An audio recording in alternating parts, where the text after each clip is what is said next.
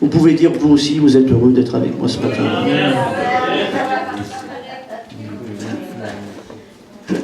Il faut se réjouir de tout ce que Dieu nous donne. Et même si nous sommes dans toutes sortes de restrictions, mais au-delà de ça, on veut se réjouir du temps que Dieu nous donne et de pouvoir être ensemble ce matin. On l'a vu à travers, comme Luc disait, Pasteur Luc, dans le fait de ne pas avoir pu se connecter avec le Belge sur Convillon. La technique, ça va bien, et même si aujourd'hui la société veut nous emmener de plus en plus dans le numérique, ça ne remplacera jamais l'humain. En attendant. Et alors il faut se réjouir. Et le thème de ce matin pour chacun de nous, je ne sais pas si c'est affiché, non. Mais le thème c'est se réjouir. Parce qu'on se rend compte que depuis des mois et des mois, tout est fait pour qu'on soit morose, que l'on soit dans la peine, dans la crainte, dans la peur, dans le pessimisme. Mais notre vie ne dépend pas de la société, même si on est là et on vit sur terre. Mais Paul le disait aux Colossiens, mais il dit aussi à l'église de Sainte-Terre, il nous le dit à nous, il me dit à moi, de rechercher les choses d'en haut, où Christ est assis, et que nous sommes aussi assis avec lui. Alors, le thème c'est « Entrons dans la joie qui est en Dieu », mais pas simplement entrer dans la joie qui est en Dieu, mais aussi de la cultiver. Il faut la cultiver. Une chose est d'entrer dans la joie de Dieu, et une autre est de la cultiver. J'ai regardé à travers le dictionnaire, au-delà de la Bible et de spirituel, j'ai regardé qu'est-ce que le dictionnaire disait de la joie. Je ne sais pas si vous avez déjà été voir, mais en tous les cas, j'ai trouvé des choses très intéressantes, et à travers ces choses intéressantes, j'ai vu que, au-delà du spirituel, le monde, les hommes, des philosophes, des scientifiques, expliquaient qu'est-ce qu'est la joie. Et j'ai été surpris de voir que eux qui ne sont pas dans le spirituel ont fait une différence entre la joie et le plaisir. La joie n'est pas le plaisir. Et c'est là le problème de notre société, de l'humain, c'est que le péché, le monde veut nous emmener dans la joie du plaisir. Mais le plaisir est passager. Le plaisir est éphémère. Alors que la joie est quelque chose de durable. Et moi, finalement, j'ai intitulé ça, à la Éric Lefebvre, c'est finalement, notre joie ne doit pas s'évanouir, elle doit s'épanouir. C'est bon, hein? Là, j'ai travaillé fort là-dedans. Notre joie ne doit pas s'évanouir, mais elle doit s'épanouir. C'est pour ça que j'ai mis entrons dans la joie qui est en Dieu et cultivons-la. Faisons-la progresser. Pourquoi? Parce que, on va le voir ce matin, qu'il y a une attitude de cœur, c'est notre attitude, c'est notre décision d'avoir de la joie en Dieu et de la cultiver. Dans le dictionnaire, il est dit, qu'est-ce que la joie? Émotion, sentiment de satisfaction qui remplit la totalité de l'être intérieur. C'est pas dans la Bible, ça. Vous vous rendez compte? Je répète, émotion, sentiment de satisfaction qui remplit la totalité de l'être intérieur, qui se rapproche du bonheur. Et je dis ça tout de suite, c'est que j'ai remarqué à travers toutes les définitions, je ne vais pas tout vous donner tout, mais j'ai remarqué que même les philosophes expliquent qu'est-ce que la joie. Mais que ce soit des philosophes ou des scientifiques, aucun sont capables de dire où est la joie. Comment avoir la joie? Et ça m'a interpellé. Mais nous le savons ce matin, et c'est pour ça qu'on se réjouit d'être ensemble, c'est parce que nous savons que la source de la joie est en Dieu. Amen. La joie, elle est différente des satisfactions qui sont liées au corps. Amen. Littéralement, à travers les plaisirs liés au corps, elle est différente. La joie est quelque chose d'intérieur. Le plaisir vient de l'extérieur. Vous comprenez? Et c'est pour ça que si, à travers les choses de la vie, Dieu n'est pas contre le plaisir, Dieu nous a donné le plaisir. Et ce n'est pas parce qu'on va avoir des temps de plaisir que Dieu est contre. Non, non. Il y a les plaisirs. Il y a le plaisir. Et Dieu nous donne des choses pour que l'on soit dans le plaisir, nous faire plaisir. Mais ce n'est pas la joie. Et Dieu veut qu'on vive premièrement la joie intérieure. Mais que notre joie ne soit pas basée simplement sur les plaisirs qui viennent de l'extérieur. Il y a des plaisirs. Ce matin, c'est un bonheur, c'est un plaisir d'être ensemble. C'est une joie, parce qu'on est réunis pour le Seigneur, pour être dans sa présence ensemble. Mais notre joie ne dépend pas du présentiel. Parce que si notre joie dépend de ça, d'ici 1 heure, on s'en va. Donc notre joie, elle est terminée. Donc notre joie, elle est bien dans autre chose. Dieu est la source de la joie. Si vous avez envie de quelque chose, par exemple, on est en Abitibi, waouh! Il y en a qui aiment ça, un beau skidoo. Quel plaisir, je peux m'acheter un skidoo. Fantastique. En plus, il y a de la neige. Bonne nouvelle.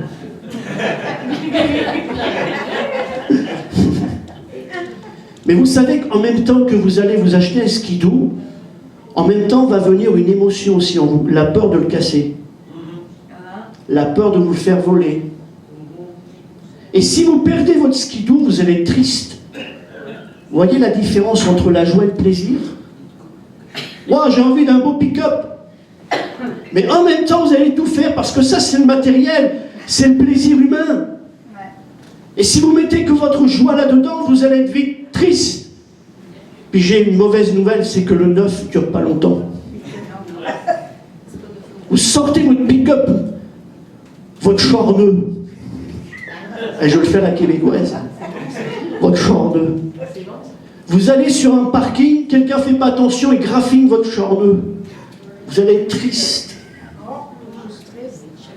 Si, parce que la société c'est comme ça. Mais notre joie ne dépend pas du plaisir, de quelque chose qui vient de l'extérieur, mais elle vient de l'intérieur. Je suis heureux, pourquoi? Parce que tout va bien, les circonstances sont favorables.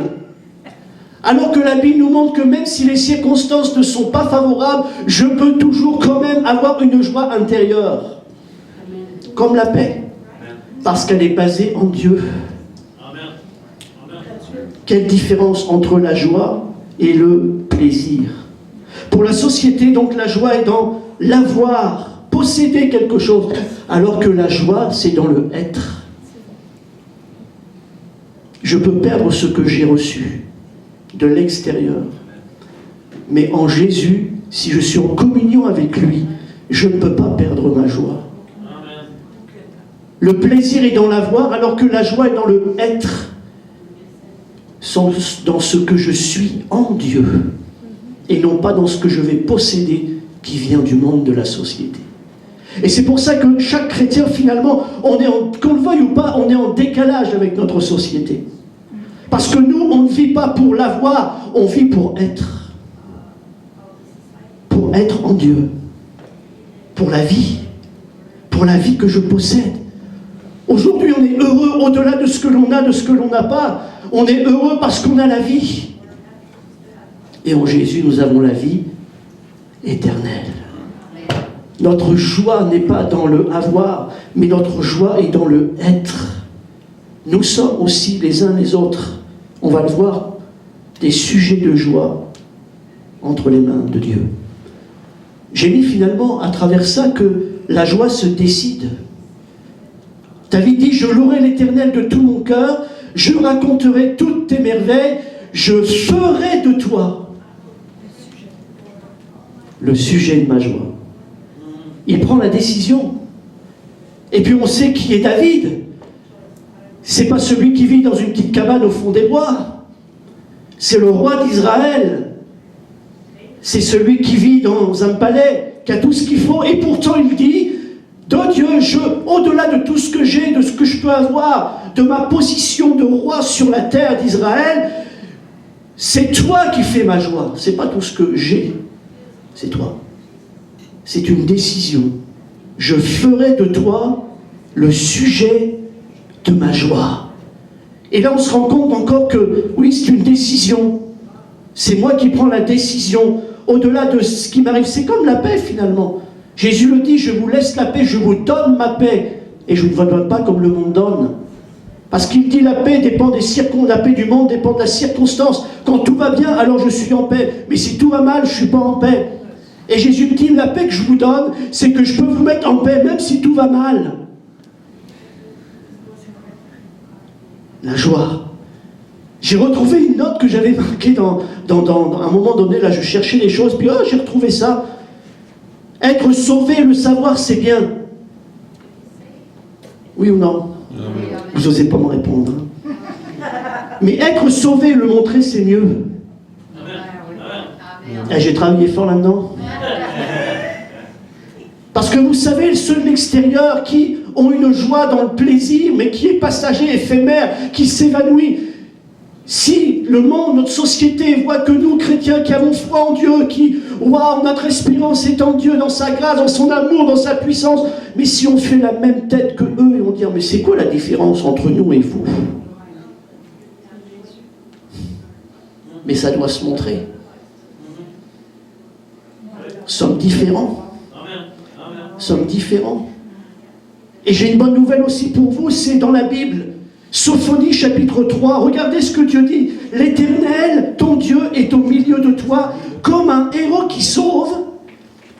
Dieu lui-même, il dit, il fera de toi sa plus grande joie. En relisant ça, cette semaine, je me dis non, c'est pas possible.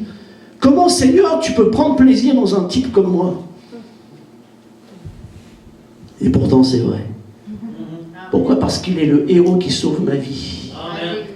Et Dieu prend plaisir en moi, Dieu prend plaisir en toi. Parce qu'il a sauvé ton âme en Jésus, il a sauvé ton âme.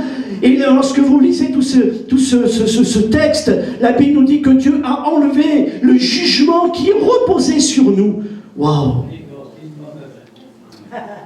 Alors sans parler pour éviter le postillon, mais regardez-vous les uns les autres, juste de vous regarder, et avec vos yeux approuvés, Dieu prend plaisir en toi.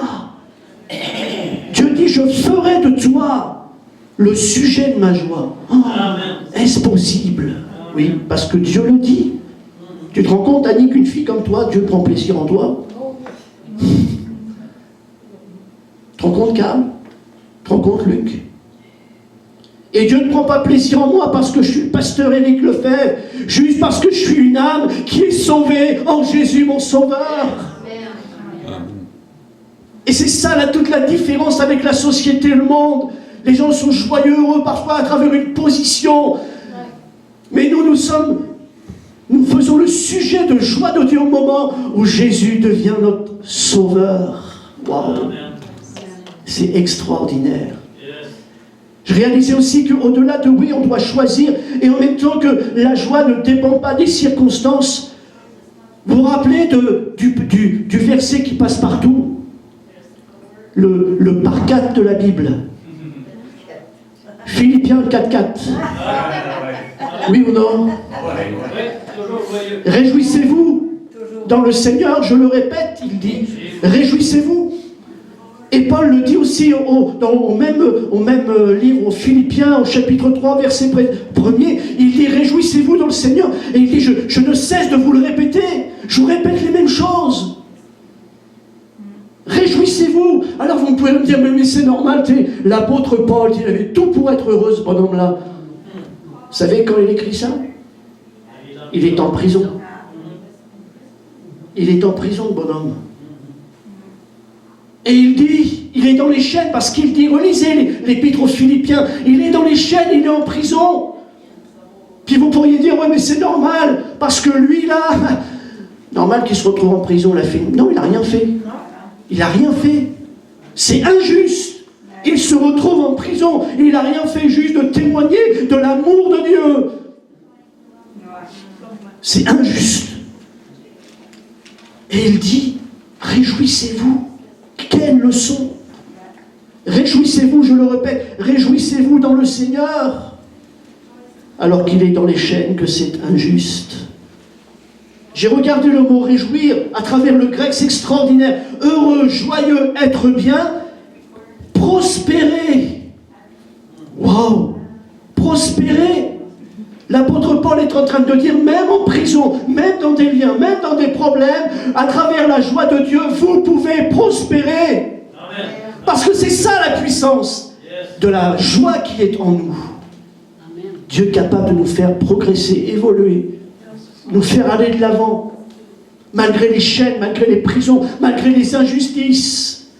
Parce que Dieu fait de toi le sujet de sa joie. Qui que nous soyons ce matin, Dieu prend plaisir en toi. C'est ce que dit la parole de Dieu. Jacques chapitre 1er verset 2. Il nous est parlé des épreuves. Voyez comme un sujet de joie les diverses épreuves dans lesquelles vous passez. Ça va pas bien, hein? Mais c'est la Bible. Et là, on n'en est pas là ce matin pour dire, Seigneur, on prie à genoux tout le monde, Seigneur, envoie-nous des problèmes, qu'on soit heureux. Non. C'est pas ça, ça vient tout seul. Vous n'avez pas besoin de les chercher, vous n'avez pas besoin de faire des jeûnes et prières pour que ça vienne. Ça vient tout seul. Mais il dit, mais regardez comme un sujet de joie les diverses épreuves lesquelles vous passez. Pourquoi? Parce que notre vie est en Dieu. Notre vie est entre les mains de Dieu. Réjouissez-vous et soyez dans la joie parce que à travers vos problèmes, vos besoins, vos persécutions, vos difficultés, vos maladies, vous pouvez vous reposer en Dieu, vous pouvez vous confier en Dieu, vous pouvez prier parce que Dieu est bon, parce que Dieu est le Dieu de la solution. Et j'ai une joie de voir comment Dieu va m'en sortir. Il y a ce texte dans Habakkuk, c'est extraordinaire. C'est Habakkuk, on se rappelle souvent lorsqu'on parle du prophète Habakkuk, un petit prophète, mais il dit des choses très intéressantes, le petit prophète.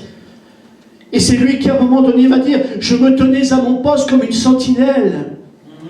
Et je verrai ce que Dieu me dit et je verrai ce que je lui répondrai. » Et à un moment donné, regardez, la situation est catastrophique. Il dit « Mes os se consument, mes genoux chancellent. En silence, je dois attendre le jour de la détresse. Le jour où l'oppresseur marchera contre le peuple. » Regardez, c'est catastrophique. Le figuier ne fleurira pas, la vigne ne produira rien, le fruit de l'olivier manquera, les champs ne donneront pas de nourriture, les brebis disparaîtront du pâturage, il n'y aura plus de bœufs dans les étables. Verset 18. Cependant, malgré tout ce qu'il vient d'énumérer, cependant, je veux me réjouir en l'Éternel, je veux me réjouir dans le Dieu de mon salut. L'Éternel, le Seigneur, est ma force. C'est extraordinaire. Et finalement, Habakkuk pourrait être un contemporain de notre société aujourd'hui, de notre génération, parce que soyons honnêtes les uns les autres, on a la tête au ciel, on a les pieds sur terre. Et même lorsqu'on regarde tout autour, ça va mal. Et lorsque je regarde ces versets, je dis, ouh, l'olivier, il n'y aura plus rien, la vigne ne produira rien, le figuier ne fleurira pas, les brebis disparaîtront, il n'y a plus de bœufs dans les étals. Cependant, je veux me réjouir en l'Éternel, je veux me réjouir dans le Dieu de mon salut. Waouh! Néhémie chapitre 8. Ils ouvrent le scribe, ouvre la parole, la loi. Et la Bible nous dit que le peuple pleurait à l'écoute de la loi. Qu'est-ce que va dire Néhémie? Ne vous affligez pas, ne pleurez pas, parce que la joie du Seigneur sera votre force. La joie du Seigneur sera votre force. Et vous savez, je réalisais d'un seul coup que, vous savez pourquoi le Seigneur, le diable enlevait notre joie? Parce que s'il enlève notre joie, il enlève ta force. c'est un voleur. Et lorsqu'il enlève la joie, il enlève ta force. Et ce texte nous dit bien qu'il y a une puissance, il y a une force dans la joie qui est en Dieu.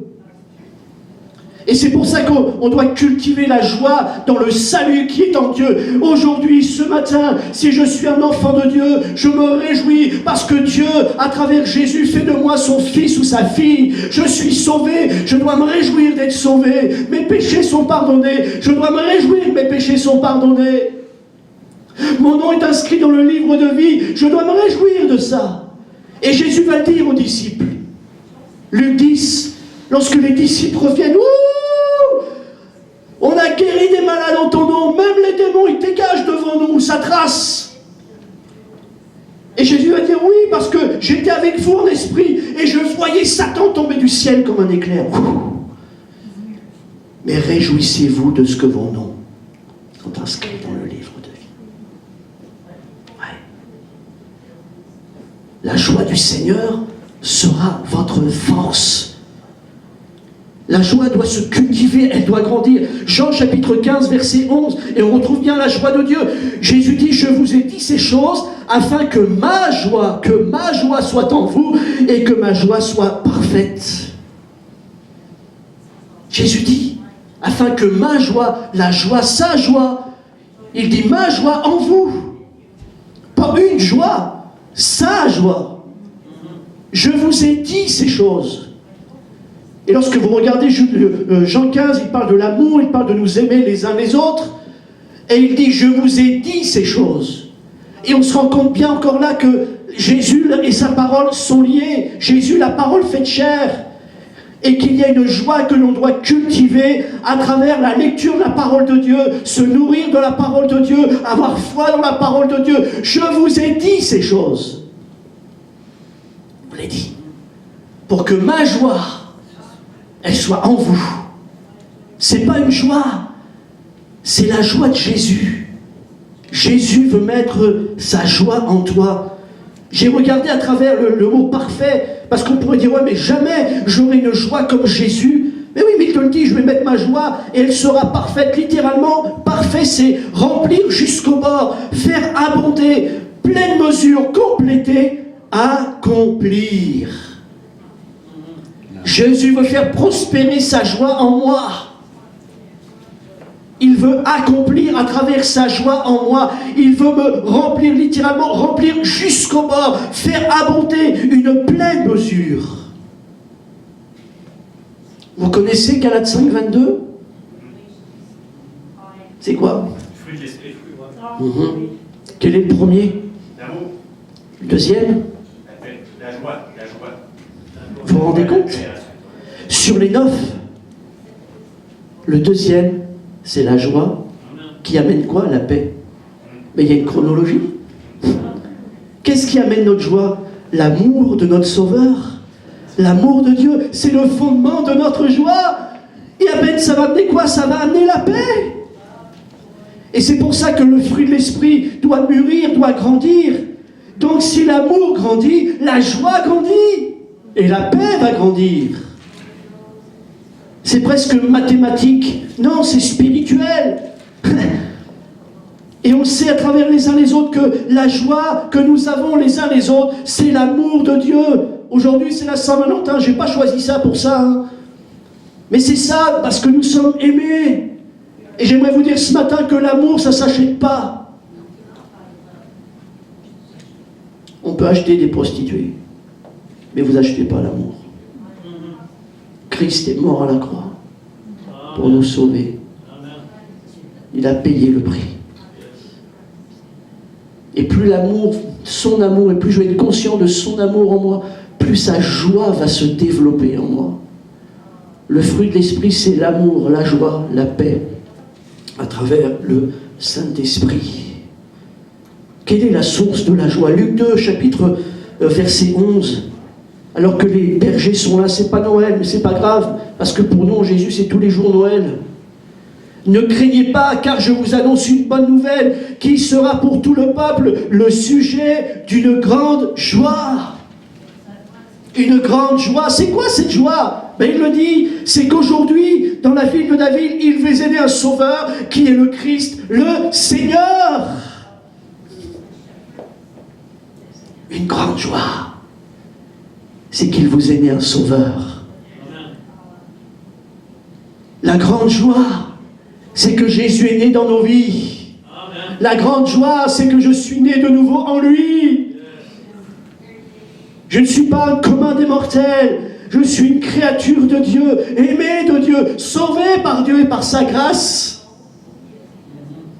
Et je dois développer cette pensée-là au-delà des circonstances. Je ne suis pas n'importe qui, vous n'êtes pas n'importe qui. Vous êtes des créatures de Dieu, vous êtes précieux aux yeux de Dieu. Dieu met sa joie en vous. Waouh! Qu'est-ce que disait David au psaume 51? Malgré qu'il soit roi d'Israël, malgré tout ce que vous voulez, il avait perdu quelque chose de fondamental, sa joie. Et il va dire, rends-moi la joie de ton salut. Ô Dieu, crée en moi un cœur pur, renouvelle en moi un esprit bien disposé. Et il va lui dire, parce qu'il sait qu'au-delà de tout ce qu'il vit, de toute la panoplie d'un roi, il a perdu une joie essentielle, la base. Redonne-moi la joie de ton salut, la joie qui faisait que je savais que j'étais sauvé, que j'étais bien à tes yeux parce que j'étais sauvé. Il a perdu ça à travers son péché.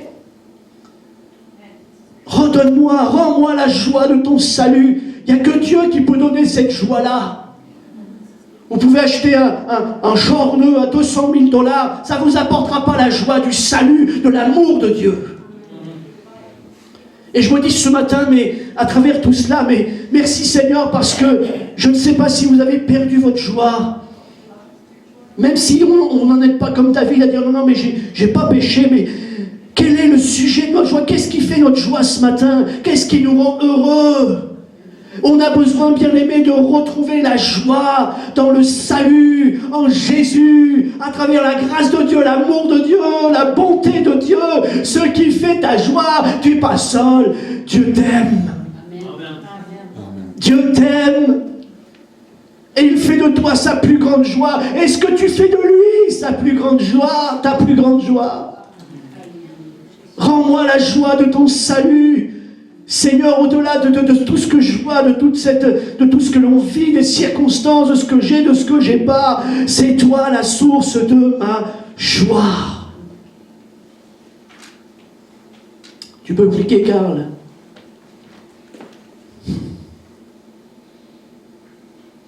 Entrons dans la joie et cultivons cette joie du Maître. Matthieu 25. Entre dans la joie de ton Maître. J'ai pas le temps ce matin, ça vaudrait la peine peut-être à un moment donné de redévelopper toutes les paraboles, parce que c'est tellement fort, tellement puissant, tellement profond. Vous savez, dans ce texte-là, à travers les paraboles, il nous est parlé de cet homme qui s'en va en voyage et qui va confier à ses serviteurs des talents. Il va donner à l'un 5, à l'autre 2 et à l'autre 1 selon ses capacités. Selon ses capacités. Et s'il part en voyage, c'est que le maître va revenir. Il y a tout un enseignement prophétique concernant Jésus. Et nous, souvent, le problème, c'est qu'on regarde aux 5, on regarde au nombre de talents. Alors que la clé, la base, c'est pas le nombre des talents, mais c'est la valeur du talent. C'est la valeur du talent. Et ça nous parle de quoi, de la valeur du talent? Ça nous parle de la valeur de ta vie. Et lorsqu'on regarde cette histoire, cette parabole, au-delà de ce qui est prophétique de Jésus qui est remonté au ciel, de Jésus qui revient, il va revenir. Mais en attendant, nous avons une vie, Dieu t'a donné une vie, Dieu m'a donné une vie, et il m'a donné une vie pour que je puisse la faire fructifier. Et ça me bénit parce que, qui que nous soyons tous, nous avons la valeur de la vie. Dieu nous a donné la valeur de la vie. Nous avons une vie. Et qui que nous soyons, quel que soit notre rang social, notre ethnie, peu importe, jeune, moins jeune, Nous avons la valeur de la vie. Et qui que nous soyons encore ce matin, Dieu veut que l'on fasse fructifier la vie qu'il nous donne aujourd'hui, maintenant. Que l'on soit jeune, moins jeune. Si j'ai la vie, j'ai la valeur de Dieu, m'a donné cette valeur de la vie pour que je fasse fructifier cette vie-là. Entre dans la joie de ton maître. Et lorsque je regarde ce texte, je me dis, mais quelle différence entre dans la joie de ton maître et le dernier serviteur, où il est dit, il fallait remettre, ôtez donc lui l'argent et donnez-le à celui qui a 10 talents, car on donnera à celui qui a, il sera dans l'abondance, mais à celui qui n'a pas, on ôtera même ce qu'il a. Jetez-le dans les ténèbres du dehors, où il y aura des pleurs et des grincements dedans. Mais je me dis, mais quel contraste entre dans la joie et le dernier qui n'a pas fait fructifier sa vie, il est dans les pleurs. Et lorsque vous regardez le texte, que vous l'étudiez, vous vous rendez compte que l'après, lorsque le maître revient, la condition après, l'éternité, est juste le prolongement de ce qui s'est passé sur la terre. Et lorsqu'il est dit, le serviteur là qui a enterré le talent, littéralement, il a enterré sa vie. Il a rendu prisonnier sa vie. C'est ça le problème. Et vous savez, lorsqu'on regarde aujourd'hui, les gens ont peur. Et lorsque vous regardez, il me dit, mais pourquoi t'as pas fait fructifier le talent, la vie que je t'ai donnée? Et il va dire, mais parce que j'ai eu peur. Mais pourquoi t'as eu peur? Parce que tu es connu comme quelqu'un de dur, comme un maître implacable. Et lorsque vous regardez la vie aujourd'hui, combien de gens ne veulent pas suivre Dieu, suivre Jésus, par une méconnaissance de Dieu? Et ils pensent que Dieu, justement, c'est une prison. Parce que si je viens à Dieu, je pourrais plus aller, je pourrais plus dire, je pourrais plus faire. Dieu, c'est une prison. Dieu, c'est un enchaînement. Alors que lorsque on regarde cette parabole-là, Dieu donne les talents et il ne dit pas au serviteur, tu vas faire ci, tu vas faire ça. Regarde, je te donne la vie, fais comme tu veux, fais fructifier. Si le Fils vous affranchit, vous serez réellement libre. Waouh! Waouh! Et ça nous montre bien que la vie en Dieu n'est pas une prison, que la vie en Dieu est une libération. Vous êtes libre, vous êtes délivrés en Jésus. Alléluia!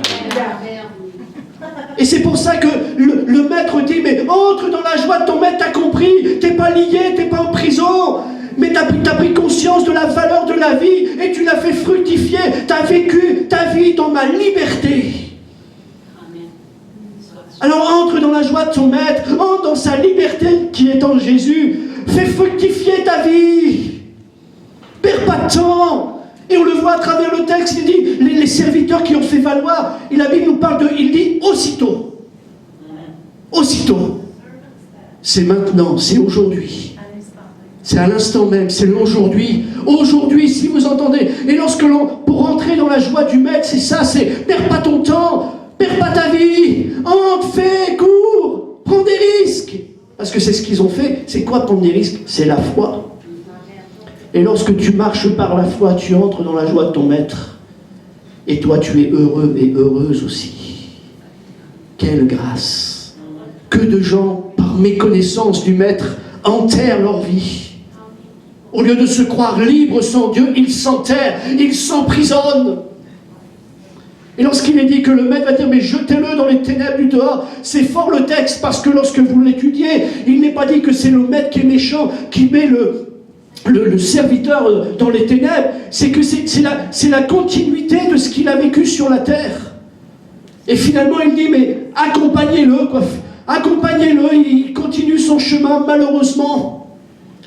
Et ça nous montre bien là que, à travers ce texte-là, que lorsque l'on vit par la foi, on vit dans la délivrance, on vit dans la libération qui est en Dieu. Waouh, on va vivre cette libération en Jésus, ça va se continuer dans le royaume de Dieu. Waouh.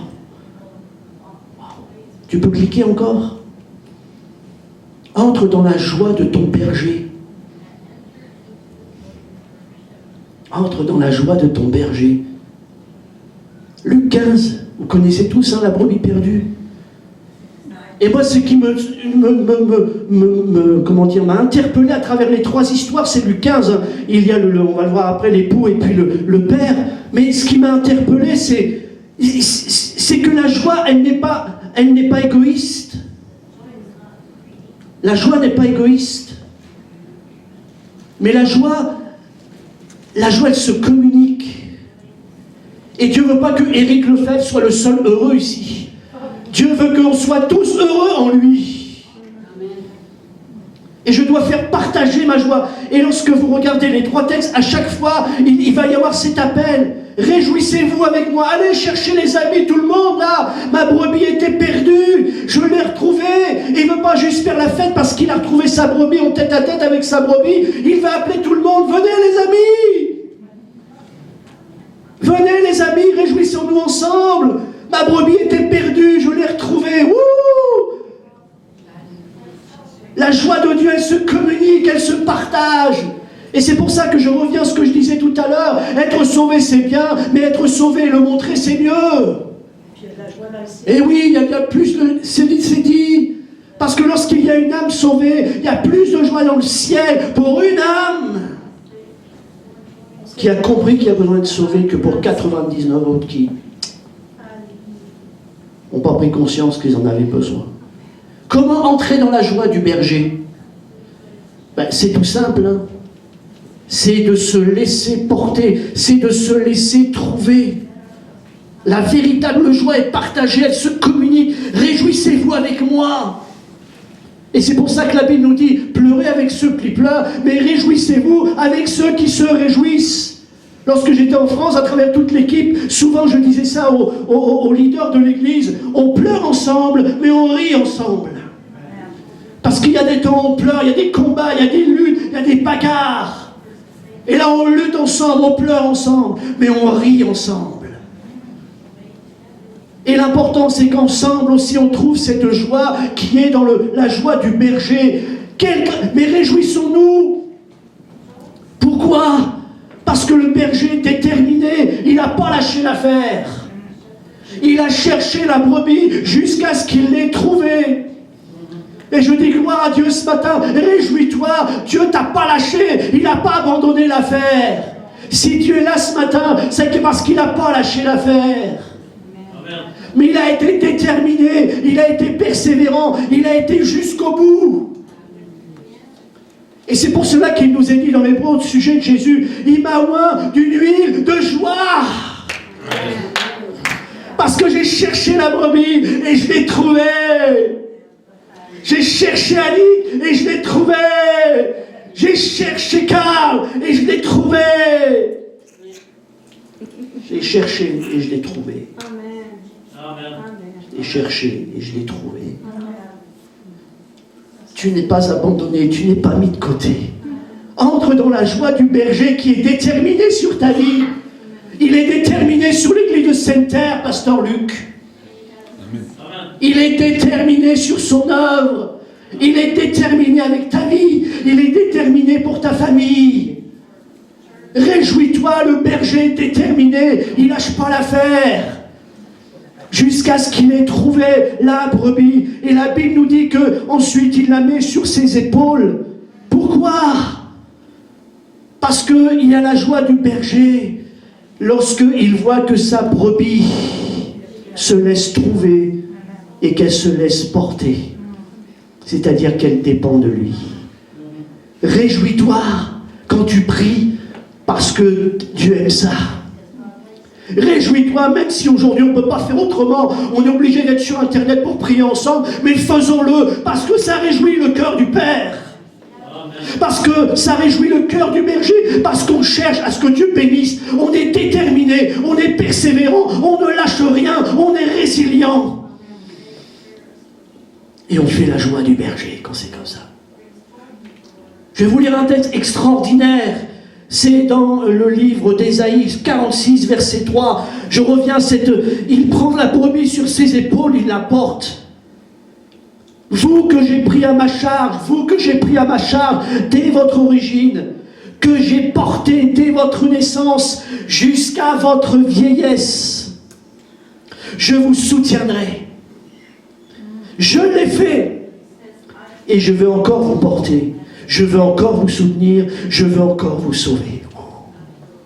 Ça ne réjouit pas ton âme, ça? Mais qu'est-ce qu'il te faut ce matin pour réjouir ton âme? Qu'est-ce qu'il faut pour que ça explose à l'intérieur? Il est déterminé, il lâche rien. Au-delà de ce que je vis, des souffrances, des coups, des difficultés, vous que j'ai pris à ma charge dès votre origine, au moment où tu es né, tu n'es pas arrivé comme ça au milieu de ta famille.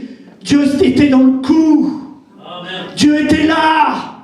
Amen. Et même si tu as donné ta vie à 60 ans, il ne t'a jamais quitté de ses yeux. Amen. Quelle détermination de mon berger. Alors fais sa joie, dépends de lui, prie-le, fais-lui confiance. Laisse-le te bénir, laisse-le prendre soin de toi par la foi, laisse-le te porter, laisse-le te caresser, laisse-le t'apporter sa bonté. C'est la joie du berger. Je veux vous soutenir et vous sauver. Réjouissez-vous avec moi, le salut des âmes. Tu peux cliquer. Entrons dans la joie de l'époux. Qu'est-ce que ça a à voir avec Luc 15? Ben c'est tout simple, hein, c'est la femme qui cherche la pièce. Vous vous rappelez de cette histoire-là? C'est juste après la brebis perdue. Pourquoi l'époux? Qu'est-ce qu'il a fait? D'où il sort celui-là? Ben c'est simple, il y avait une culture en Israël. Je ne sais pas si elle existe encore aujourd'hui.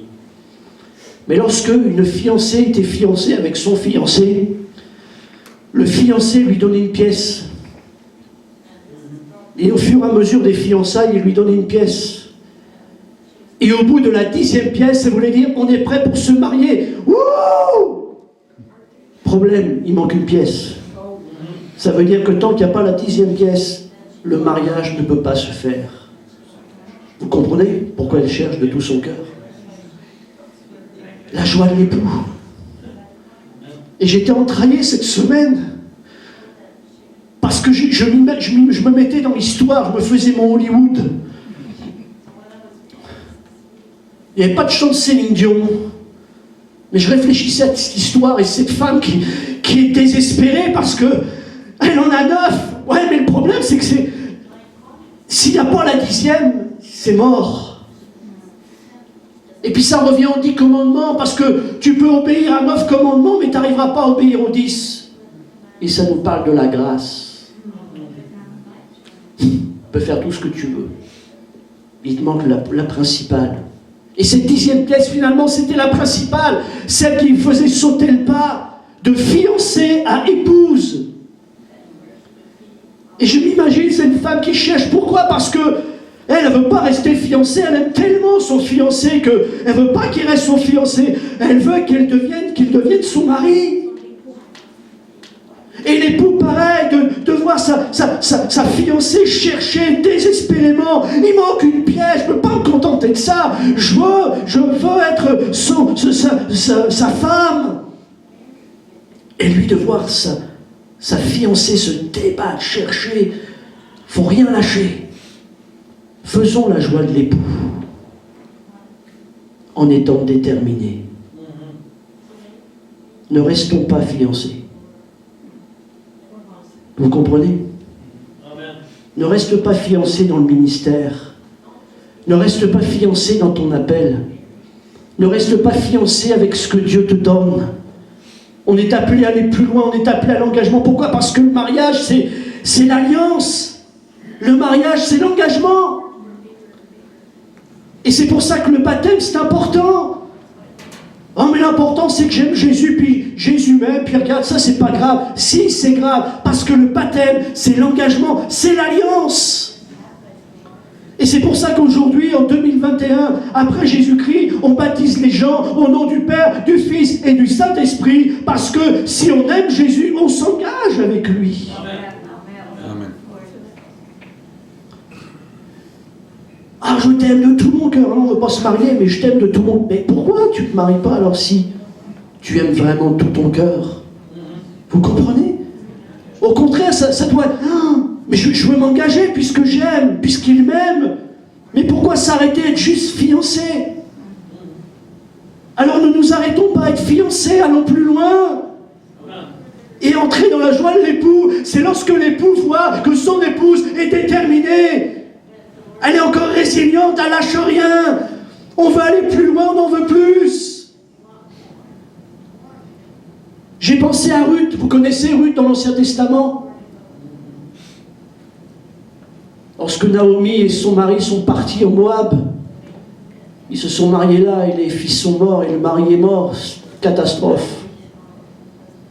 Et puis Ruth, finalement, l'autre belle-fille va rester, mais Ruth, elle va vouloir revenir avec Naomi dans son pays. Parce qu'elle a appris que dans son pays, il y a de la nourriture, il y a du pain, parce que c'était la famine. Et moi, ce qui me réjouit ce matin, c'est qu'au-delà de la vie, des circonstances, il y a du pain dans la maison de Dieu. Il y a du pain en Dieu. Alléluia, il y a du pain. Amen. Ruth, ça veut dire amitié. Et elle a dit à Naomi, ton pays sera mon pays. Ton peuple sera mon peuple. Ton Dieu sera mon Dieu. Est-ce qu'on n'en est pas là ce matin dans l'amour? C'est notre église. C'est pas l'église de Pasteur Luc seulement, c'est la nôtre. C'est mon église. C'est mon peuple. C'est mon Dieu, c'est notre Dieu. La Bible nous dit que c'était compliqué, puis Ruth a été glanée dans le champ. Parce que le Lévitique nous dit qu'il fallait qu'Israël, exprès, laisse tomber des gerbes pour ceux qui étaient malheureux. Et la Bible nous dit que Ruth, elle allait glaner. Mais Ruth, elle en voulait plus. Elle ne voulait pas glaner simplement dans le champ, elle voulait le champ. Et en se mariant avec Boaz, elle est devenue propriétaire du champ. Ne restons pas fiancés. Qu'est-ce que tu vas faire à glaner quelques petites bénédictions? Il y a tellement plus que ton époux veut te donner. Qu'est-ce que tu vas glaner quelques petites gerbes dans ton ministère? Tu es appelé à de grandes choses, Annick. Tous, vous êtes appelés à vivre de grandes choses en Dieu. Ne nous contentons pas de glaner quelques petits brins. Le champ nous appartient en Jésus de Nazareth. Et s'il y a un don, s'il y a un appel sur nos vies, c'est pour vivre pleinement notre appel, pleinement notre ministère. Et on ne veut pas glaner simplement quelques petites gerbes, ça et là. Le champ t'appartient, alléluia. En Jésus, le champ t'appartient. Et c'est pour ça qu'on ne peut pas rester fiancé. C'est notre époux, et on doit tout faire pour qu'il y ait l'alliance, l'engagement, et qu'il aille jusqu'au bout de l'engagement avec lui. Selon c'est fou. Pourquoi qu'à travers les temps que l'on vit, l'église va être au ralenti, l'église va être à l'arrêt. Pasteur Luc, je déclare ce matin, le champ nous appartient en Jésus de Nazareth. Amen. Et on ne va pas se contenter, même si c'est la famille, on ne va pas se contenter de quelques gerbes, parce que le champ nous appartient en Jésus de Nazareth. Faites quelque chose avant que j'explose. Boaz, vous savez ce que veut dire son nom? Boaz. En lui est la force. Ça vous dit rien en Jésus? Ça vous dit rien en Jésus? En lui est la force. Il va te donner la force de prendre ton champ, d'en être propriétaire, de le travailler, de le moissonner. En lui est la force. Et la Bible nous dit qu'il était puissant et riche. Ça ne vous dit rien en Jésus? Extraordinaire, non? En lui est la force. En Jésus est la force. Il est puissant et riche, ton Seigneur. Il est puissant et riche, ton Sauveur. En lui est la force. Il est riche, il est fort. Alors on ne va pas se contenter de rester fiancés. Mais entrons dans la joie de l'époux. Et je termine avec ça. Le Fils entre dans la joie, et j'ai bien mis le cœur du Père. Parce que nous, on parle toujours de la présence du Père. Non, je vous parle du cœur du Père.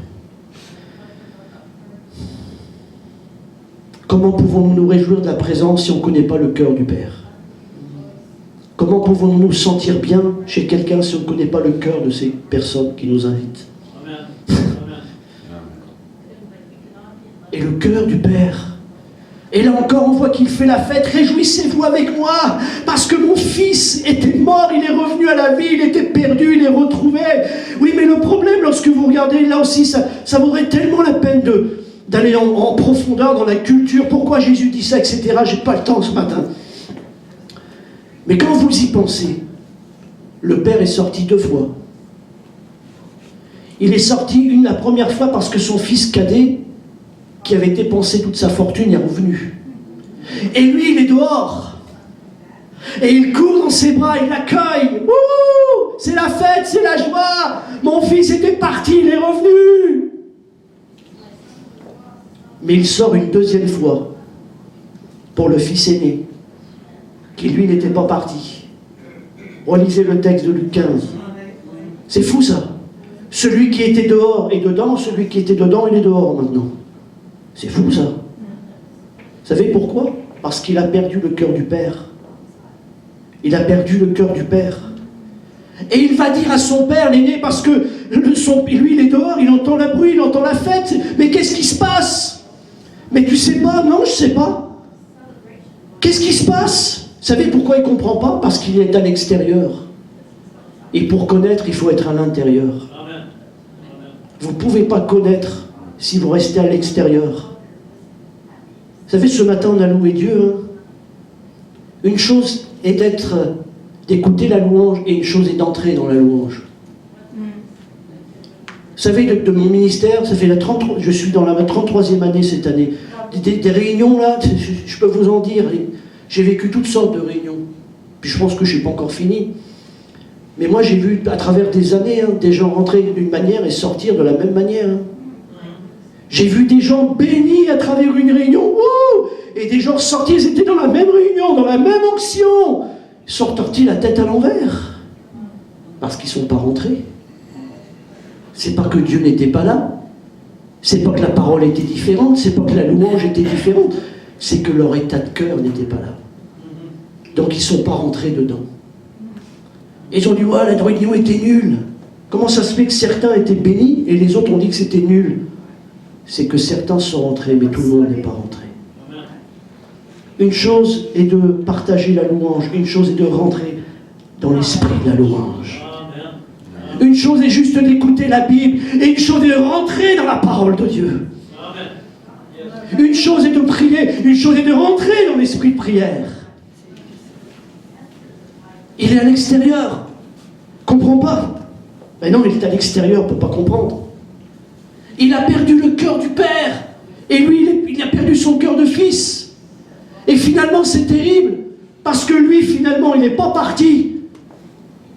Mais il a perdu le cœur du Père. Et vous savez, mes amis, il faut qu'on veille. Dieu ne veut pas simplement qu'on soit là, il veut qu'on soit toujours dans le cœur du Père. Et il veut qu'on ait toujours des cœurs de fils et de filles. C'est pas simplement d'être assis sur une chaise ce matin. C'est pas simplement de dire je suis chrétien, je suis évangélique. C'est d'être dans le cœur du Père. De comprendre le cœur du Père. Et moi d'avoir toujours un cœur de fils. Parce qu'il va le dire, l'aîné, il va dire, mais tu sais, moi là, avec mes amis, ça c'est fou cette affaire-là. Il dit, moi avec mes amis, j'ai travaillé pour toi, tu m'as même pas donné un chevreau. Ah bon? Donc ça veut dire que lui, finalement, dans avoir quelque chose, ça passe par je travaille, je fais. Mais elle est où l'esprit de la grâce? Il n'y est plus. Il fait pour obtenir. Vous savez pourquoi on est béni ce matin? C'est parce que Jésus a fait pour nous. Jésus a fait pour nous. Et entrer dans la joie du cœur de Père, c'est entrer dans la grâce illimitée de Dieu. Regardez, le fils cadet revient et lui il dit, non, mais combien de serviteurs ont du pain? Donc lui il revient et dit, je vais être un serviteur. Mais la grâce c'est que Dieu, le Père revient et dit, non, t'es mon fils. Le fils fait le serviteur. Mais le serviteur ne fera jamais le fils. Parce qu'en tant que fils, on n'a pas besoin de faire pour obtenir. On obtient parce qu'on est fils. Et on sert parce que l'on aime. Ça, c'est le cœur du Père. Ça, c'est le cœur du Père. On ne fait pas pour obtenir. On fait parce qu'on aime le Père. On est dans le cœur du Père. Et le Père va lui dire au fils aîné, il va lui dire, il a oublié ça. Et lorsqu'il dit, mais tu m'as jamais donné un chevreau. Et le Père va lui dire, mais je suis toujours avec toi. Elle est là la clé. T'as oublié ça? Ma présence, ma grâce, mon cœur. Et ensuite il dit, mais tout ce que j'ai est à toi. Du moment que tu es avec moi. C'est tout simple. Il a oublié ça. Du moment que tu es avec moi, alors tout ce que j'ai est à toi. C'est la même chose. On ne peut pas connaître, on ne peut pas se réjouir si on n'entre pas, si on n'est pas à l'intérieur, le cœur du Père. Vous savez pourquoi je dis ça ce matin?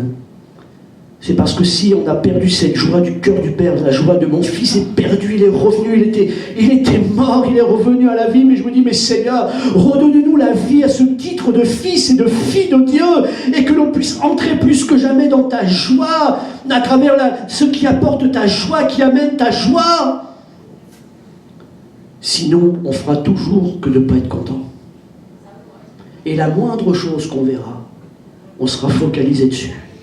Pasteur Luc, il fait ci, lui, il fait ça, elle a fait ça. Non, il devrait faire ci, il devrait faire comme ça. On sera négatif.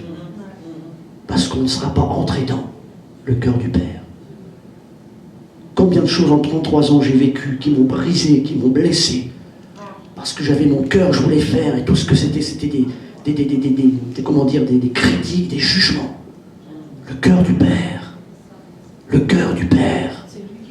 Ce matin, c'est pas évident, il y a la distanciation, il y a le Covid, mais réjouissons-nous, on est là. Amen. Ah, pasteur Luc, il aurait dû faire ci, il aurait dû faire ça, peu importe, le cœur du Père, on est là. Yes. On est là. Yes. On a 2 guitares, mais c'est pas grave, on les a les 2 guitares, et on est bénis avec les 2 guitares. Gloire à Dieu. Amen. Gloire à Dieu pour Luc, gloire à Dieu pour Annie, gloire à Dieu pour le pasteur Éric Lefebvre, gloire à Dieu pour tous ceux et celles qui sont là. On est là, on est dans le présentiel. On n'est pas derrière la boîte à grimaces. N'est-ce pas, Paul? Réjouissons-nous. Le cœur du Père. Le cœur du Père. Oh, ce matin ça sautait, oui, mais c'était comme ça, c'était le cœur du Père. Et ça ne veut pas dire que tous les dimanches matins, il faudra faire n'importe quoi dans l'église, c'est pas ça. Mais j'ai vécu en 33 ans de ministère, des choses étonnantes, parfois je l'ai vécu une fois, mais c'était le moment, c'était le cœur du Père. Amen. Et j'en ai profité parce que je suis rentré dans le cœur du Père. Et c'est ça qu'on va. Et les gens qui ne rentraient pas dans le cœur du Père sortaient la tête à l'envers. Je finis avec une anecdote, c'est vrai, ce que je vous dis, c'est vrai. Il y a des années en arrière, je m'occupais d'un groupe de jeunes, on était une 60aine de jeunes adultes, et puis on avait été invités à une réunion de jeunesse le soir, hein, c'était un samedi, puis le samedi après-midi, waouh, le pasteur avec ses jeunes de l'église faisait de l'évangélisation en ville, puis il disait, ouais, tous ceux qui veulent nous aider, venez, on va évangéliser la ville, puis le soir on fait réunion, ok. Puis je me rappelle, c'était au mois d'octobre, et puis moi j'y vais avec les jeunes, et puis finalement de toutes les églises qui étaient invitées, on était les seuls qui étaient venus le samedi après-midi pour donner un coup de main aux jeunes de la ville d'évangéliser. Formidable. Oh, le soir c'était formidable, la salle était comble. Il y avait je ne sais pas combien de groupes de jeunes, on était les seuls qui étaient venus aider. Puis les jeunes étaient en feu, les jeunes de mon église étaient en feu. Puis le pasteur a dit, on a envie de témoigner, on a envie de chanter. Ouais, ok. Je vais pas dire, reste tranquille. Reste tranquille. Pas de bruit. Et moi, je vois le pasteur organisateur, je dis, ouais, les jeunes, ils ont un cœur, ils veulent chanter, veulent témoigner. Le pasteur, il rentre dedans, il dit, ouais, ok, d'accord. Et puis là, la réunion se place, puis les jeunes, ils chantent, et puis ils témoignent. Wouh, réunion bénie. Ouais. Ça a duré 3 mois. Je m'en suis pris plein la tête. Je vous le dis parce que je suis marqué de ça. Parce qu'ils ne sont pas rentrés dans le cœur du Père. Parce que les jeunes de mon église avaient chanté, avaient témoigné. Ouais, mais là, les filles sont en pantalon, là. Et oui, j'ai vécu, mes amis. Ça a duré 3 mois. En pastoral, je m'en suis pris dans la tête pendant 3 mois. Parce qu'on a focalisé, c'est que les filles étaient en pantalon sur l'estrade. Et ceux qui m'avaient démoli, c'est pas eux qui étaient venus avoir froid dans les rues l'après-midi. Hein. Vous comprenez? Pourquoi? Il y avait l'esprit de jugement, de critique, de jalousie. Parce qu'ils n'étaient pas rentrés dans l'esprit de l'après-midi, de tout ce qui s'était passé, des témoignages. Comment? Vous comprenez ce que je veux dire? C'est pour ça qu'il faut rentrer dans le cœur du Père. Sinon, on va faire que juger, que critiquer. Ça va pas, c'est ceci, c'est cela. Le cœur du Père. Tu peux cliquer, je termine. Waouh, me dit Maudis. Pardonnez-moi. Je garde constamment les yeux fixés sur l'Éternel. Puisqu'il est près de moi, rien ne peut m'ébranler. Mon cœur est dans la joie, mon âme exulte d'allégresse. Waouh. Mon corps repose dans la paix, tu ne m'abandonneras pas dans le séjour des morts, tu ne laisseras pas ton serviteur fidèle se décomposer dans la tombe, tu me feras connaître le chemin de la vie, plénitude de joie en ta présence et bonheur éternel auprès de toi. Tu peux cliquer encore? Là aussi, lorsque vous regardez ce psaume, c'est waouh, c'est des moments difficiles pour David. C'est dans ce psaume où il dit, mais Seigneur, où es-tu? M'as-tu oublié? Quand cessera les problèmes? Il en a par-dessus la tête. Et malgré ça, il dit, mais malgré tout ce qui m'arrive, moi, est-ce que tu peux le dire ce matin? Moi. Quelles que soient les choses qui t'arrivent, moi. J'ai confiance en ta bonté. La joie remplit mon cœur à cause de ton grand salut. Je chante à l'Éternel, car il m'a fait du bien. C'est pas bon ça? C'est pas bon ça? Ça fait pas du bien à l'intérieur? Est-ce qu'on peut se lever là? Mettez vos masques. Tout va bien. Et puis reproclamons-le. Luc, je ne sais pas si tu as prévu, tu sais, le chant que je t'avais dit. Je bénirai l'Éternel de tout mon cœur. Tu peux venir? Est-ce qu'on peut le... Ben voilà, tu vois, tu le connais. Non, tu ne connais pas? Ah bon, c'est pas grave. Moi, j'ai confiance en ta bonté. La joie remplit mon cœur à cause de ton grand salut. Je chante à l'Éternel, car il